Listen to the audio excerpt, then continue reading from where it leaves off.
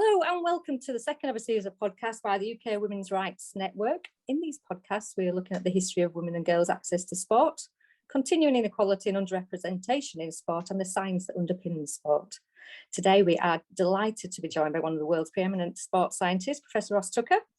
Ross is Science and Research Consultant for World Rugby and hosts the popular Real Science and Sport podcast with Mike Finch. Here at Women's Rights Network, we like to think of Ross as the Professor Brian Cox of sport science, making a complex subject sound accessible to those of us who are curious but have no scientific background. Ross, thank you so much for taking time to talk to us today. Thanks for the invite. I'm honoured to be on your podcast, so thank you. I've no idea whether you know who Brian Cox is, but it is definitely a compliment. Yeah. Everybody loves Brian Cox, and he's a fantastic physicist who also used to be in a pop band who talks about the universe basically, but on a scale that most of us can understand. Yeah, so you're up there with him. You're up there with Brian Cox. Yeah, good thing. Except not in a pop band at all. No musical ability. None. What to speak of. So just... Well, your voice is very familiar to me because I've been following your podcast since lockdown, where I picked it up then, and as a sports buff and a bit of a scientist in my school days, it really appealed to me. But for those listeners who are new to your work, do you just want to give a brief overview of what you do at World Rugby and how you ended up discussing trans inclusion in women's sport regularly on your podcast? Yeah, I'll give you the short version of it. It's a few different threads ended up coming together. So I'm a sports scientist trained in Cape Town in South Africa. Didn't study rugby, didn't study anything related to trans women or biological sex, gender. But my PhD was on exercise performance and what determines it, how it's regulated, what are the factors predicting it. And so for the first 5 or 6 years after my PhD, I was pretty much in the world of academia. I also did a postgraduate in sports management though. And so I was very interested in the application of sports science, and I consulted to a few different sports organizations. And one of them was the South African Sevens rugby team. And I worked with them from about 2009 up to 2014. And once I was in that rugby world, I made a few contacts, and one of them ended up becoming or was the chief medical officer of World Rugby. And in about 2014, he said to me, how would you like to do a little bit of work for me? And I said, I wouldn't like to do a little bit, I'd like to do a lot. So let me leave behind academia. I was getting a little bit frustrated by it, to be honest with you. And so I said to him that I would be happy to take on as much as he could give me. And he said he could give me effectively a full-time consultancy. And so that started in 2015. And my main job is on player welfare. Initially, everything was about concussion. I'm sure, as you know, that's a big problem or a big challenge for rugby at the moment. It was when I began, and I'd say it's even larger now. And so we're dealing with the prevention, the management, the diagnosis, and potentially the rehabilitation of concussion is probably what I spend easily half my rugby time on. And that involves things like trying to understand how they happen, how that can be prevented, law change. At the moment, we're doing a lot on return to play after concussion. There's a big women's focus now because women's rugby, and particularly player welfare, is one of the pillars of World Rugby's sort of strategy over the next 5 or 6 years. So there's quite a lot of interesting stuff going on there, comparing men to women and so on. But as for the trans work, quite separately from everything else, South Africa produced one of the most controversial athletes in probably history, in Caster Semenya, who in 2009, as an 18-year-old, won the world 800-meter title. And I suppose because I was a sports scientist in South Africa, and because that was such a big talking point, I got involved. I think it's a fascinating issue. I would love to be involved anyway, but as it turned out, I was quite heavily involved. And so that was when I started to, initially look into this whole issue about who should be eligible to participate in women's sports. How is eligibility regulated by sports, all in the context of these athletes with these DSDs, it's differences of sex development.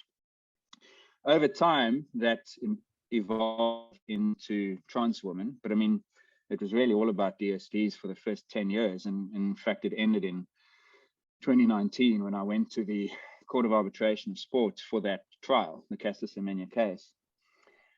Because of that involvement, the chief medical officer at World Rugby said, well, look, rugby is now an Olympic sport. We were in the Olympics for the first time in 2016. And so we were sitting on the IOC's panel, the medical panel, and they were discussing the transgender issue. And he said to me, well, since you're the expert, why don't you take on this role? So that was when I found myself carrying the transgender issue baton for World Rugby.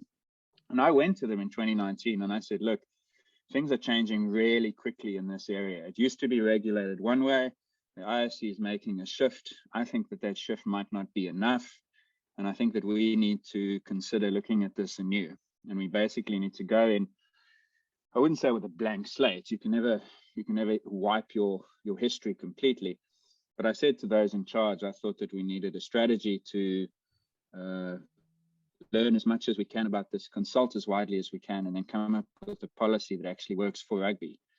And so that happened in 2020, and the rest is history, and still, I suspect, much to be written. I know, and I like in your podcast the way that you really try to stop talking about this subject, but things just keep happening, don't they? And we are still talking about it, unfortunately. But I'm glad we are. You know, it is important that we do, because it is important to so many people. I think, you know, it's very easy for people to conflate the two issues with Caster Semenya and trans players in rugby. But they are two very different issues affecting women's sport. I mean, at the end of the day, they are both inclusion issues, but we have two sets of people coming at it a very different way. Why do you think they get so tangled up?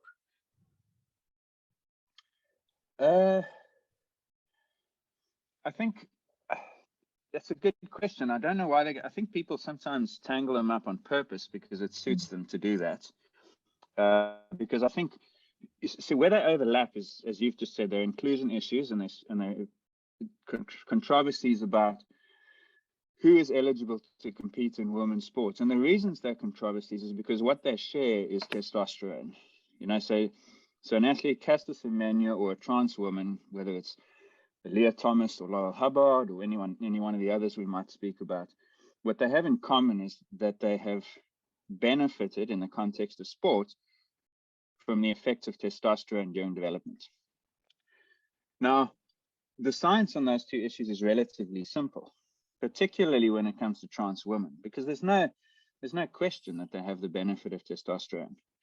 And I think what trans advocates have done is they've tried to take the complexities of DSDs, the fact that you may not get the entire benefit of testosterone, that it creates what they call the spectrum of sex, which is again a classic misrepresentation of how biological sex works, as opposed to the secondary sex characteristics where there is a spectrum. You know, you get tall women and you get short men. But I think it suits the argument to say, look, it's not so simple to say male on one side, female on the other side. What about those who are in the middle? Well, yes, the 0.003%, but we can deal with those separately. So I think part of it is it's been weaponized to make something more complex that's actually not all that complicated scientifically. Where the DSD issue is complex is ethically and medically, because what you end up with is a situation where an athlete who doesn't identify as anything other than what everyone else told them they were. Caster Semenya has never known anything other than I am a woman, even though biologically that's questionable. In fact, it's not questionable. It's, you know, if you have the conditions that we know these athletes do, they're biologically male, but they've been told from birth, you're a girl and you develop into a woman. And then all of a sudden sports says you have to take medicine to affirm a gender that you don't have. And I think that's where it starts to get tricky. Whereas on the trans side, I don't think that medical ethical issue exists.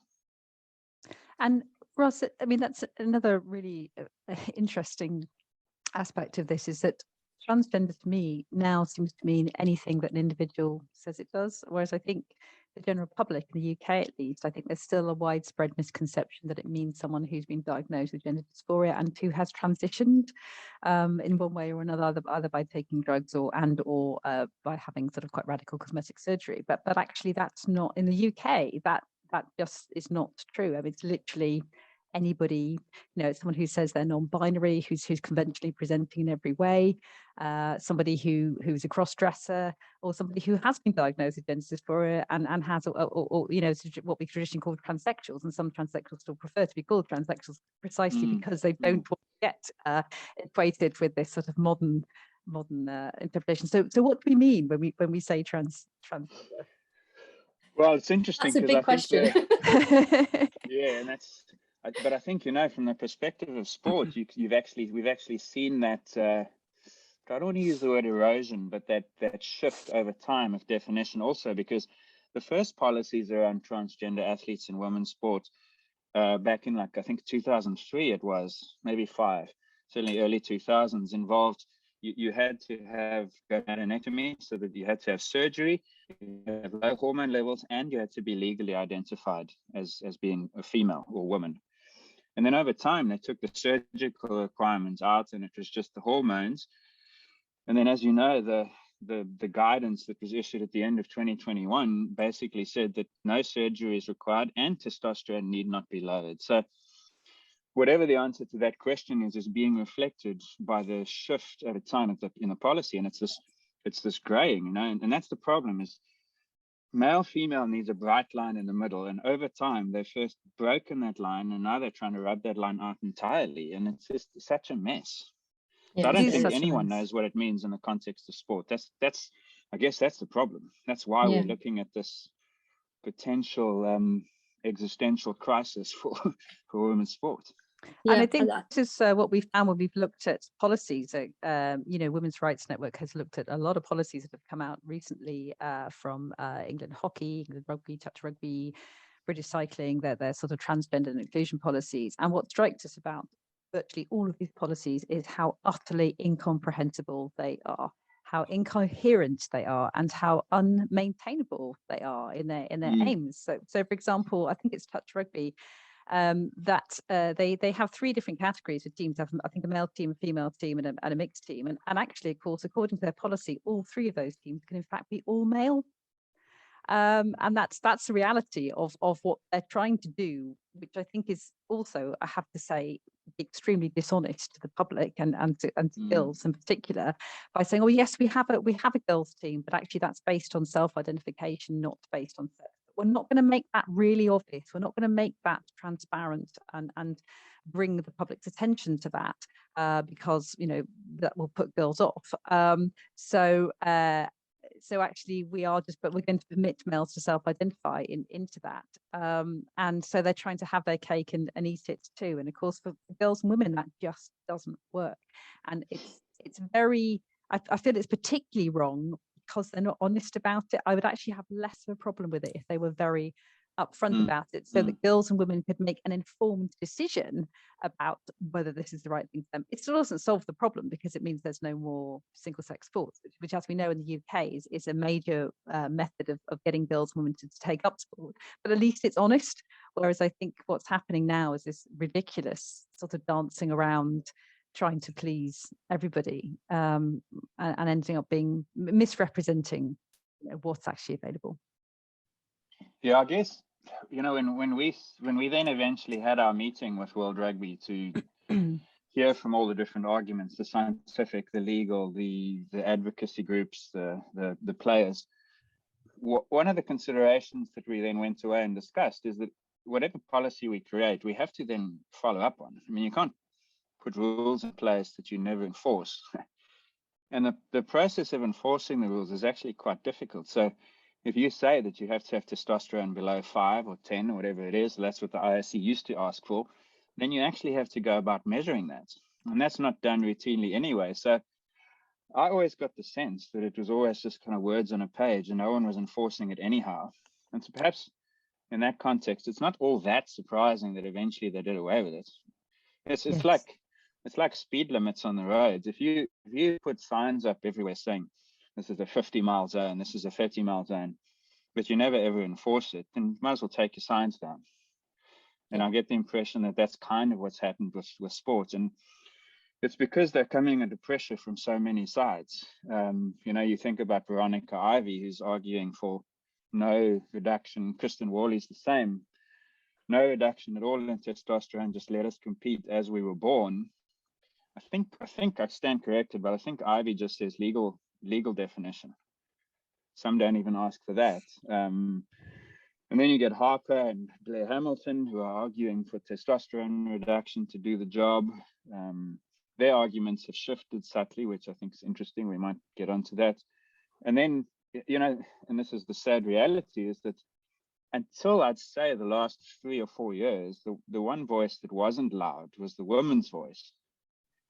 And I think the conversation is different now because that's the one that's been added. And certainly the tone of the discussion is different now compared to when I began, because there are people saying, hang on, this is our space, we need a voice. It still astonishes me, and I don't know whether your listeners know this, but when the IOC first met to discuss this, it was a group of men and a trans woman who did it. That doesn't surprise me. It's extraordinary that they had, they obviously, with it, and maybe with the best of intentions, they wanted sport to try and accommodate the social change. And so they put together a panel of experts that included only men and a trans woman. It's actually remarkable. But anyway, that's where we are. It is, and it's something that is still an issue. I mean, we've looked, as female cyclists, we've been thick in a sport that has massive disparities between the number of men participating at all levels in cycling and women. And a lot of these organisations like British Cycling think the job's done. They think that, oh, women are represented, therefore it's absolutely fine to get away with the women's category. And it's not. But, from the top, from the boardroom level down to the grassroots level, it's overwhelmingly run by men for men. And I worry that is half the reason why we have these policies in place. And I'm not quite sure what we can do to overcome that. And I'm sorry, that's not a question to anybody, really. Well, no, but it's a really good observation, and I think this is, what's one of the things that's come out of this, Ross. There's several things that have come out of this. Is to me the astonishing lack of accountability from national governing sporting bodies and maybe even international ones as well. That there is no accountability. They receive millions of pounds of public money, and they also receive some very unscientific, non-smart key performance indicators, and there's no tracking, like you say, with the sort of speed limit analogy. There's no tracking of whether they're really meeting this in any meaningful way, or what how they're doing it is problematic, and there's no accountability. So national governing bodies in the UK, they're not like charities, they're not like public bodies. So for example, we can't make a freedom of information request to British Cycling because we were trying to find out exactly these sorts of questions. Who did they consult when they first came up with their transgender policy? Because as far as we could tell, they only consulted a lobby group, a single interest lobby group, which didn't even have any sports science expertise or sports ethics expertise. It was very much a single issue that wasn't even sports based. And they refused to tell us who else they spoke to, if anybody. They certainly didn't consult their members because we're members. And there was no obligation on them to carry out an equality impact assessment. So they didn't need to consider the impact on women. And I think that the lack of accountability is something that really troubles me. It is, and that backed up with disciplinary policies in organisations where that you could be at threat of being expelled from the sport that you love because you dare speak out for women's sport. It's I'm quite secure in my views that I absolutely advocate for women and girls' right to play sport on an equal playing field. I don't think there's anything wrong with doing that, but British Cycling will disagree, and I'm sure when my membership comes to the end of this month, I won't be renewing it because I don't want to risk being put through that sort of level of scrutiny and disciplinary and chastisement. Yes. Yeah, and it's a shame because women are being forced out of sports now at so many levels. We talk a lot, and I'm sure you do, about what's happening at elite level, But actually, these policies are affecting every single level of participation, you know, from volunteering, from recreational level. They are barriers to having women participate in sport. And as Tessa says, you know, unless there's robust data to prove that there isn't, then it's very hard to argue on that point, because nobody's putting stats together. Well, I'll tell you three short stories or anecdotes. The one is, the reason there's no accountability is because there haven't yet been real consequences for them on this trust issue. You know, it's like it's in business, for instance, there's accountability because there's a profit and loss statement or a balance sheet that someone then says, hang on a moment, this company is massively in the red, you're fired. Yes, and shareholders. Yeah, exactly. We haven't yet had the equivalent of that, but it's starting to happen. So, for instance, Laurel Hubbard in Tokyo was maybe the first time that the spotlight has been on it, and Leah Thomas has been a brighter spotlight. And there'll be others, because these athletes are the manifestation of the poor policies that have been put in place. So I think they will start to see the consequences. And until people see those consequences, they don't really understand. And I'm like that too. You know, back in 2016, 17, 18, all the way leading up to the Caster Semenya trial, my perception was that if you lowered the testosterone, you'd solve the problem.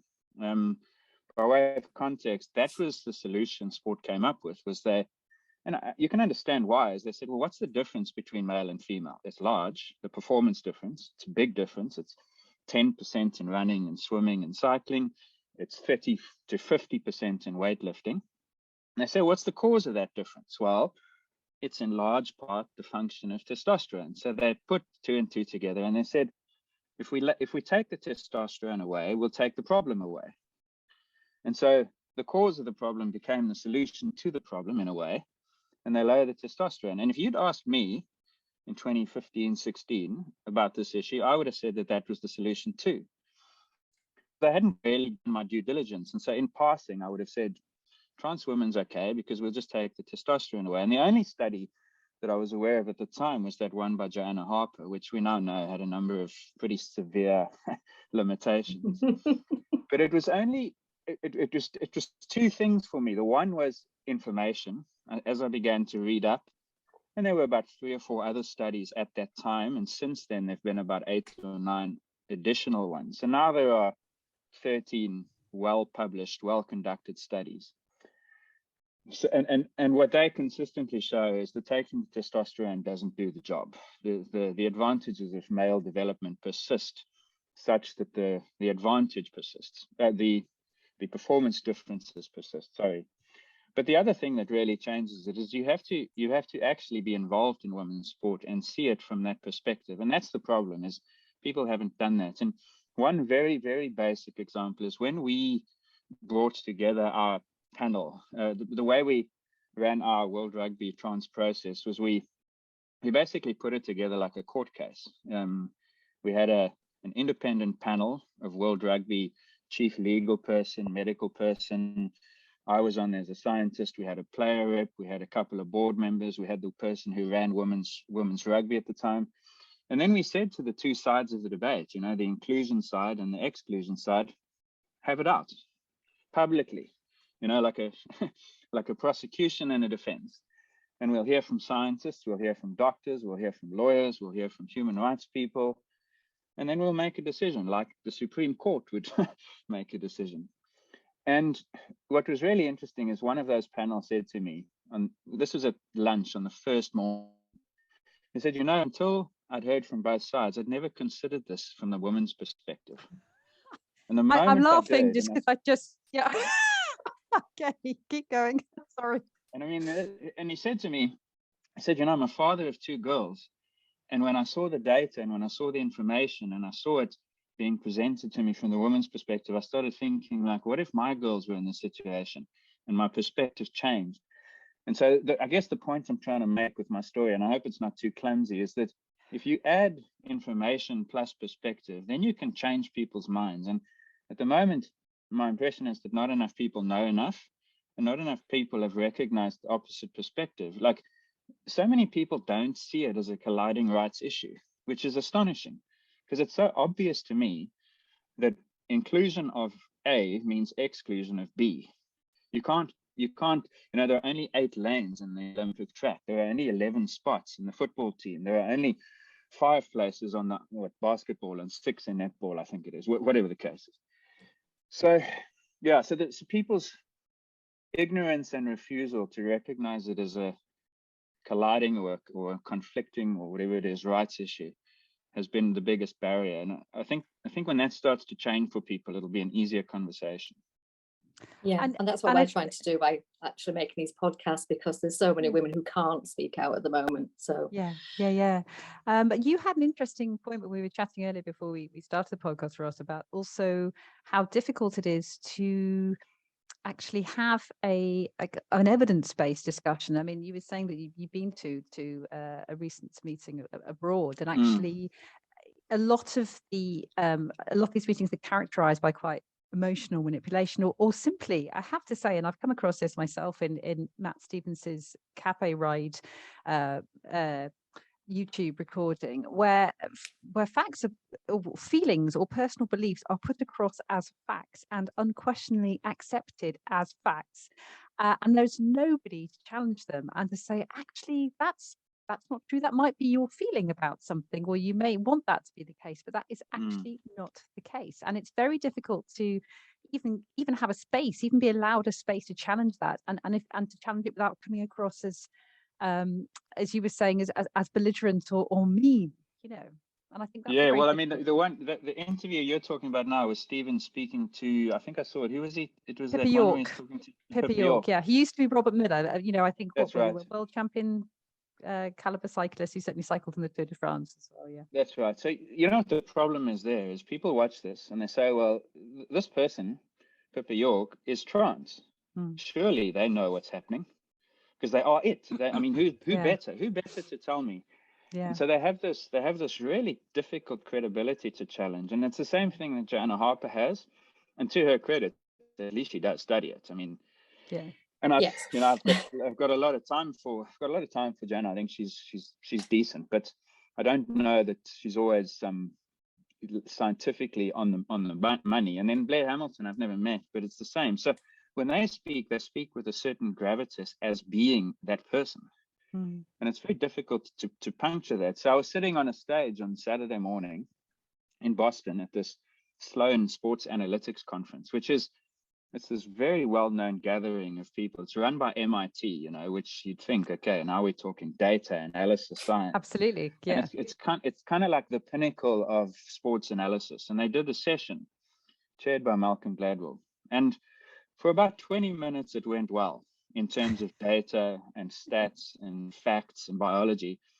But then very slowly and steadily, it starts to get pulled away from the factual, the biological, and the analytical towards these appeals for emotion. And once that happens, it's very difficult to pull back, because people, stories, data is no match for stories. And so that's what's frustrating, is how do you play on home turf for me as a physiologist. And in that setting, I was on stage with a trans woman and a non-binary person in Katie Barnes, and I just thought, if I try and challenge them directly, I'm just going to come across as a belligerent, as part of the patriarchy. The great irony being that that it's a woman being asked to step aside, and not, it's crazy. It's like women are being asked to step aside, offer up places in sport, and not just accept it, but actually support it. Yeah, and clap them on. Is there anything about more strongly? Yes, it's not enough that we are silent. We must actually, exactly. No, so anyway, point is, we have a real challenge getting facts out. People don't want to listen to those facts, and that's why, as much as it's lousy when you see Leah Thomas, I actually think like she must win by half a pool length. Do it, because then at least we've got a story to tell. You don't need facts anymore. You just look at what's happening.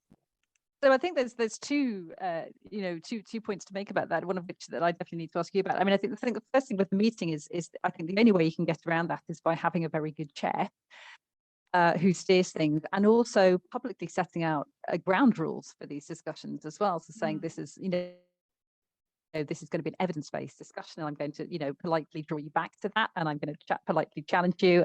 But it is extremely difficult, and I agree. I think, your position is very difficult because you're seen as not having a stake in this. But then women aren't invited to have. We don't even have a presence, So yeah, exactly. But just on that, Tessa, when we did the World Rugby meeting, we did it. We invited delegates, as I said, from science, from medicine, from law, and we started off with the science and the medicine. And within 1 hour, once both sides had their go, it was so clear how big the asymmetry was in the quality of evidence on both sides of the debate.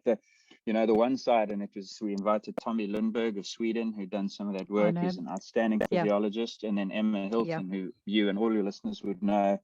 Yeah. And they did this combined presentation, and on the other side, we heard for the science for inclusion, and the gulf in quality between the evidence arguments is so enormous that we had people on that panel who were undecided, and like this, people go, what are we doing here? So then okay, when you start hearing the human arguments, it starts to tilt the balance back equal. But there's two groups of humans here, not one. And so you're left with saying it must be based on evidence, and the evidence is unequivocally, it's a complete mismatch. Yeah, and I think that's why they have to rely on emotive appeals and emotional manipulation. Exactly, because it's only ammunition left. Yeah, and it's very disappointing. I mean, how do you feel in general, Ross, about, I know you've talked about this in some of your podcasts, about it seems to be that sports policy is moving away from being evidence-based and science-based and moving towards more of a feelings-based. I mean, certainly reading all the sports policies that have come out, that's been the impression that we've got, the Women's Rights Network. Yeah, I mean, that's that UK Sports Council document that was delivered. I mean, that was outstanding. That's the best. Yes. That's the best piece of work that's been done on this by a long way. Yes. In terms of breadth of consultation, quality of argument, qualitative work, quantitative work, just brilliant. So that's like one shining light. But yeah, the ISC, I don't know. And then what was most disappointing to me was that in the aftermath of the ISC policy, there were a group of scientists representing an organization called FIMS who came out with a position statement. And Blair Hamilton's part of that, Anna Spitzaladis, and a few colleagues even of mine in South Africa, and they've all put their name to it. And, they've pushed back against the ISC and try to support it using the testosterone argument. And so, the ISC's policy, so what I'm saying is the ISC's policy is so bad that it makes the testosterone argument look like a reasonable compromise. Yes, it really does. And if I was not so cynical, I would suggest that maybe that's part of someone's grand plan. Well, I wonder that. Yeah. Because before that we had this policy where if you lower the testosterone, you can compete. That's all it makes you eligible. Now we know that that's not going to work. We see such a large retained advantage, especially in strength sports, that we know that it's going to be unfair and potentially unsafe. The ISC went so far in the other direction. And it was astonishing because during the Tokyo Olympics, they were quoted as saying that their current policy is not fit for purpose. And when I saw that, I thought, oh, well, this is cool. They're going to make some changes and they're going to bring it in line with the evidence. Yeah. And then they went the other way. Yeah. And so what it's ended up doing is I think a lot of sports are going to say, we're not comfortable with what the ISC's done. We're just going to stick with where we were. And so in actual fact, the ISC's somehow, I don't know, it's a masterstroke by somebody, but they've actually managed to make the bad thing look like the good thing. It's quite amazing how we got to that. And, I don't know why it is. I'm not sure what discussions go on behind closed doors. Like you've encountered, you ask the ISC who they worked with, who they consulted, they say lots of people. Yeah. Well, who? But they don't specify who. They're under no obligation to say who.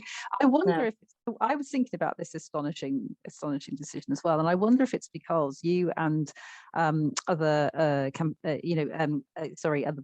scientists, but also campaigning groups like Dr. Nick Williams from Fair Play for Women were fairly successful at showing how inadequate the testosterone argument was. I wonder if that actually pushed them to go, well, we can't rely on that anymore.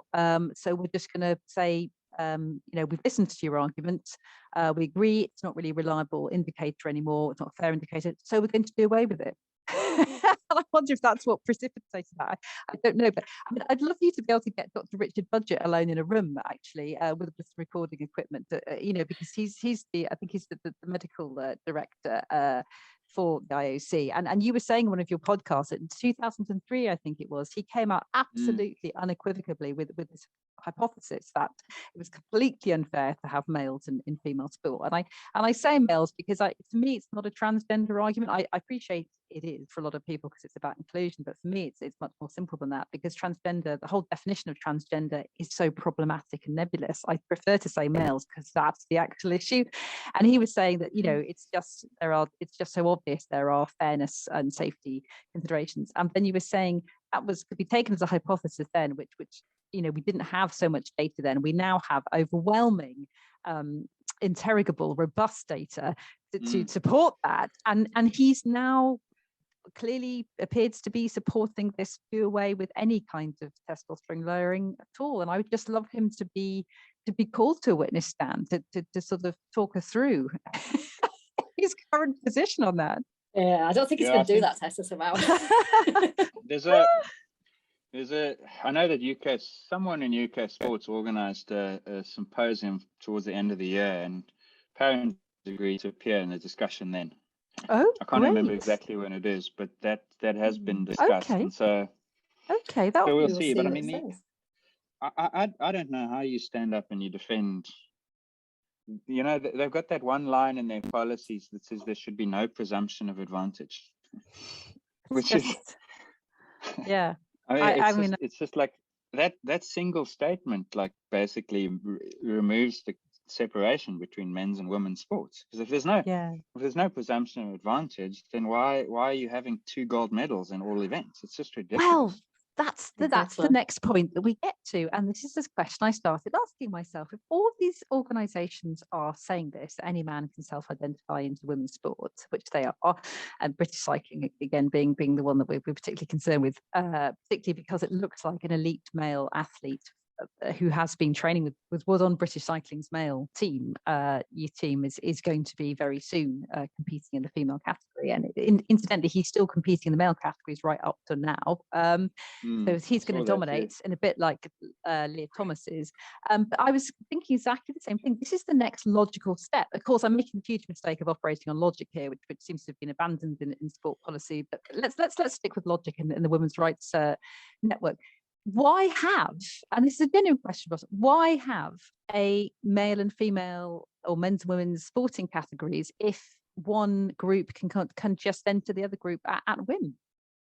Well, so at this debate in Boston, Malcolm Gladwell, as I mentioned, was chairing the session, and I'm sure many listeners know Gladwell. I've read his books and don't always disagree, don't always agree with him, but he's a smart guy, and so his very first question to the panel was a good one, and I'm gonna use it. I'm gonna borrow unashamedly from it in future when I talk and present on this. I'm gonna say, and he said this to all the panelists. He said, "Pretend I'm a Martian and I've landed on Earth for the first time, and I'm trying to understand your earthly ways. And I noticed that whenever you do sport, you have a women's and a men's race. Why do you have 2 different races? Explain that to me." And so that's the first question, from very, very first principles. Explain to a Martian why we award 2 gold medals in the 100, in the hockey, in the tennis, etc. Why are there 2 Wimbledon champions? Singles. I mean, we could talk about doubles and so on as well. And so when you have to do that, and I mean, I challenge any listener to explain that to someone else, or ask someone that same question if you're ever having an argument about this. Why do we need the 2? And the answer is because if we want to celebrate equally the performances of a Katie Ledecky and a Michael Phelps, or of a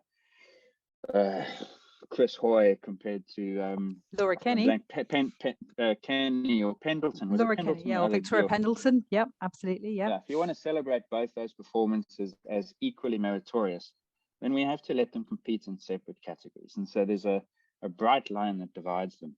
And if you create that category, then you have to defend it. And I would tell the Martian visitor, we do the same thing for mass in boxing. We have a bright line that separates heavyweights from middleweights from lightweights. And we take that line so seriously that the day before they fight, we make them stand on a scale to check that they're not contravening our line. And so we do the same thing for sex, because we understand that it's necessary. And if you know that it's necessary, then you must understand that defending the line is rational. And then you've got to explain to that Martian that you would never make an exception for that line, yes or no. And if the person says, well, you could make some exceptions, now you say, well, on what basis and why? And I think when you break it down like that and you just ask those questions, it just becomes incoherent to try and let people in because they say there's something different from what the line is meant to separate. That's yeah. That's a great question, and it's a great question as well because it's couched in very neutral terms. So I think that helps a discussion start without people feeling defensive or emotional. We try and keep that dialed down really. Absolutely. Just because we're running out of time a little bit. Are we? We've mentioned well, I know we could talk forever, but we've mentioned Joanna Harper a few times in the last 50 minutes, and Ross, wanted to get your thoughts on what you think about her current research, because as far as I'm aware, it's on athletes that are pre-transition and then transitioning and seeing how much, I presume power, athletic ability they lose. And as a non-scientist, I'm struggling to understand how you can measure that when you've got a researcher that probably has a certain point of view, and you've got participants. Well, it's personally invested. Personally invested too. Scientifically, how can you make that data robust? How can you make those findings robust? I don't understand. Well, it's not just the researcher that's personally invested. The participant, the subject of the research, has a massive conflict of interest because everybody in that space now understands what the idea is. So let me give you a sort of a semi-long-winded answer. I've known Joanna now for 12 years because when Semenya burst onto the scene, Joanna emailed me because she was doing some work on this whole testosterone performance, and she'd seen some things I'd written. And I've always found her to be very approachable, open to discussion. We don't agree necessarily, but we can have a civil conversation about it. And certainly she's nowhere near your Kristen Worley, Veronica Ivy types in this debate. No. What's been interesting with Harper over the last few years is she's definitely shifted her arguments away from testosterone suppression creates fairness, because that was her big ticket item. She was on the International Olympic Committee's transgender committees or working groups rather, because she'd done the research, and so she was kind of influential in those because she was arguing that you could have fairness, inclusion, and safety through testosterone reduction. And she published a review towards the back end of last year, which pretty much concluded that there are significant retention of strength advantages and likely performance. She still makes the case that there's never been studies on elite athletes, but her position has definitely evolved over time away from testosterone reduction removes the advantage to testosterone reduction reduces. And that's a key distinction. In fact, I said the other day in the debate that we need to know that the male advantage is negated or removed. And she said, no, you don't need to negate it. You just need to mitigate it. Now, that's not true, because that's analogous to saying that you can have a fighter lightweight as long as he's not too much heavier. No. If there's a line, there's a line. It's not gray. So she's definitely shifting. And her argument now is more along the lines of, we should allow trans athletes as long as they're not winning, as long as they are equally represented and so forth. So that's a different argument, because I think she's responding in some way to evidence, but she can't let it take her all the way, if that makes sense. Yes. The problem we've all got now is that in a search for that evidence, we can't do a credible study because everyone from the participants to the researcher understands that we're looking to see large drop-offs. And so how will you ever ensure maximum effort in a controlled test? Yeah. And in fact, exactly. When World Rugby came out with our guidelines, we said that we would be inviting research applications, and we got some, but none of them were able to address this concern. Is if you put an athlete, biological male athlete who identifies as a woman, so now there's a trans woman, on a bike, on a treadmill, in a weight room, and you ask them to exert maximum efforts, they will underperform because they know that that helps them. And I know that that sounds terribly cynical, but it's a real issue. That, I mean, we recognize a placebo effect. That's why we try as far as possible to do double-blinded trials. This is not only impossible to blind, never mind double blind, you can't single blind it. But in addition to that, there is a major incentive to underperform, and I don't know how you get around that. And that's why in the case of Bridges, like, you can show me power outputs measured in a lab, and you can show Leah Thomas's lactate threshold and that sort of stuff if you want. But for me, it's what happens in the pool that's going to determine, or on the bike. And so that's the problem. It's these pre-post studies of athletes are going to be very difficult to interpret, and it's going to make for some fairly confusing and potentially unpleasant conversations, I think. Yes, I agree.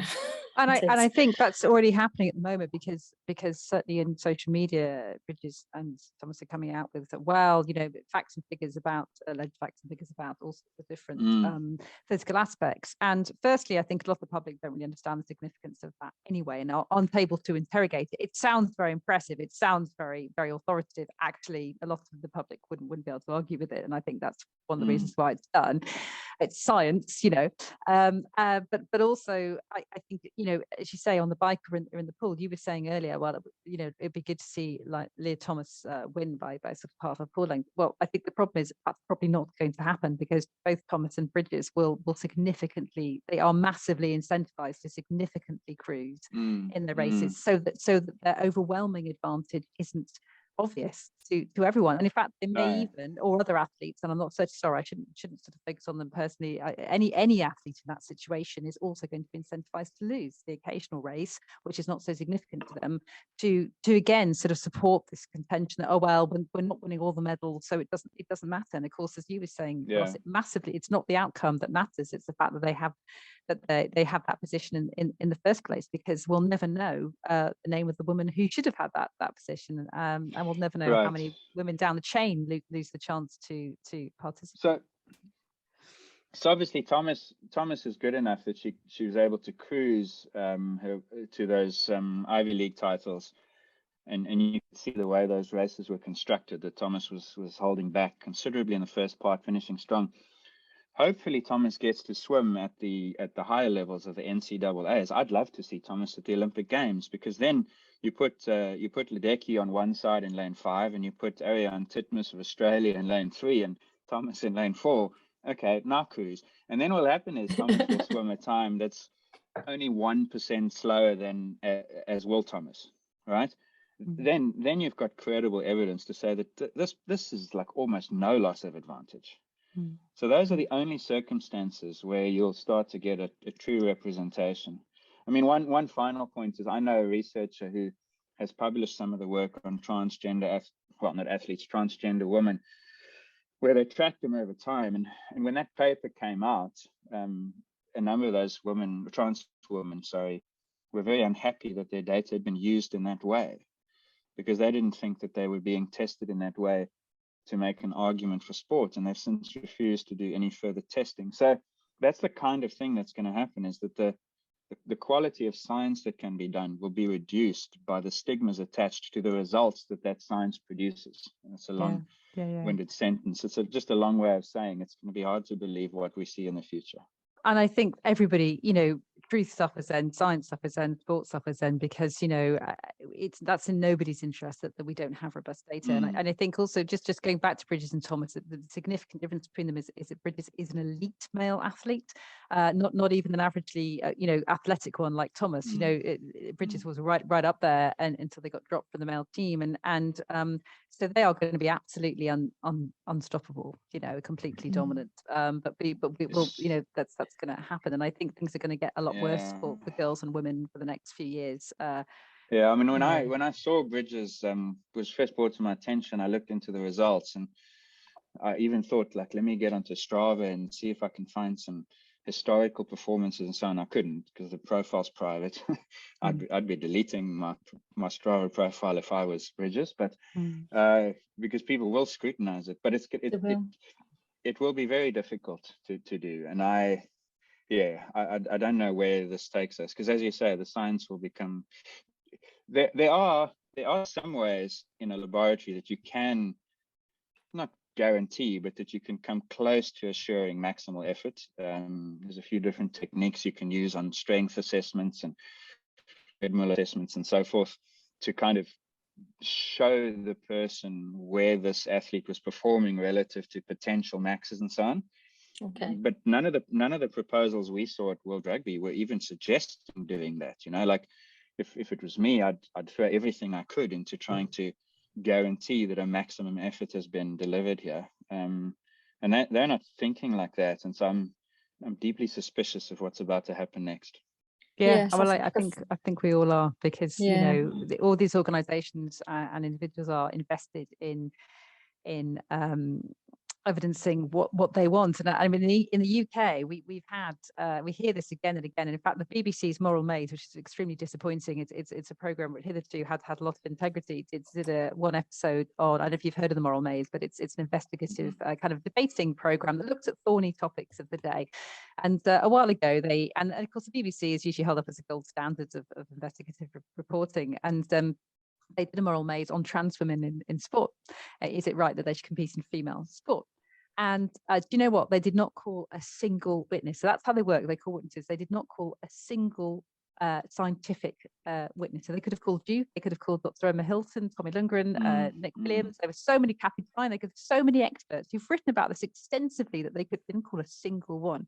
And at the end, a journalist, non-science, non-sports journalist, who is very much in favour of self-identification of males in female sport, said that, well, of course, the problem is we just don't have enough data. We just don't have the data, which is the most outrageous thing I've heard on the Moral Maze ever. Because as you know, Ross, and as you said, there are at least 12 studies, longitudinal studies, that present overwhelmingly and consistently that it's unfair and unsafe in some circumstances. But really what they were saying is, we're going to keep saying there's not enough data until there's data that supports our position.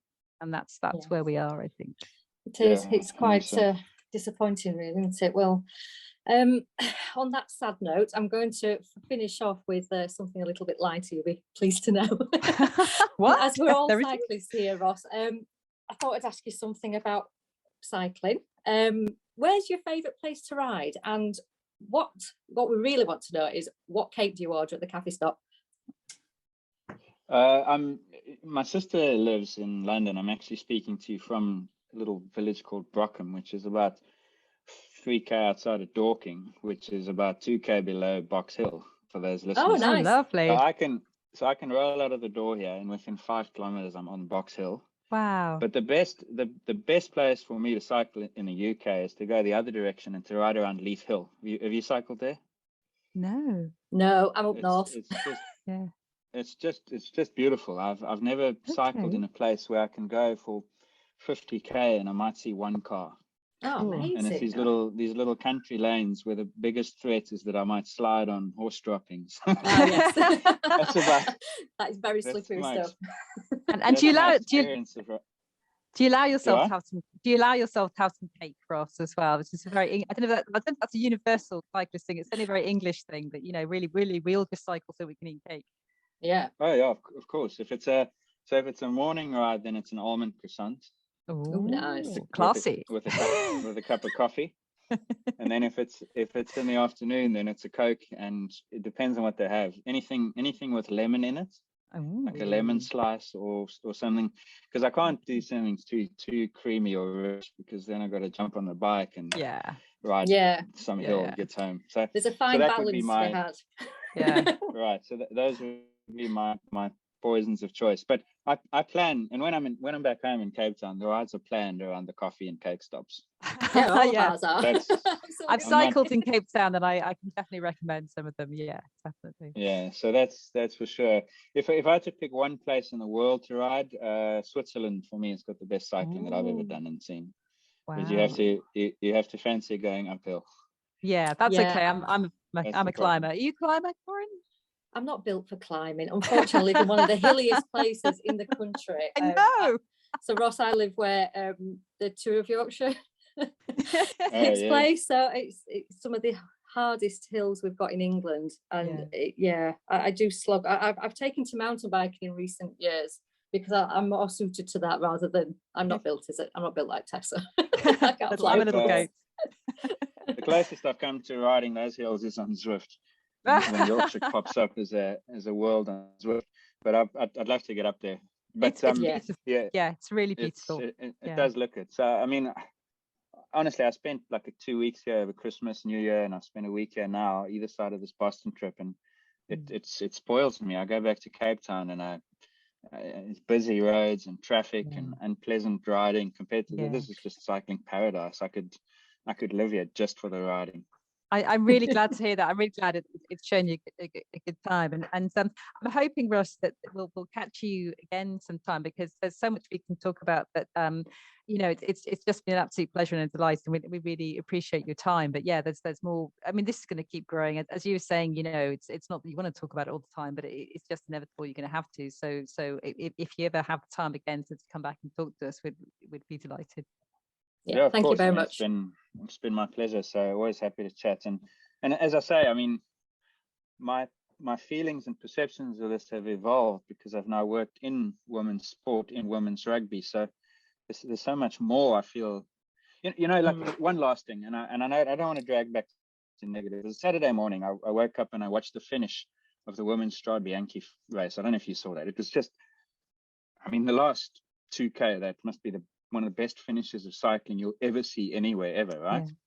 Yeah. And then straight from that, had to go into a discussion about this issue. And it's what a shame that women's sport is dominated by this when it could be so many other things to talk about. So anyway, point is, I'd be more than happy to talk to you about this, but if ever an opportunity to come to talk about some other things in women's sport, we can do that too. We want to talk about it all. So that'd be take great. up on that. Thank you so much. Thanks very much. So much for your time. Take care.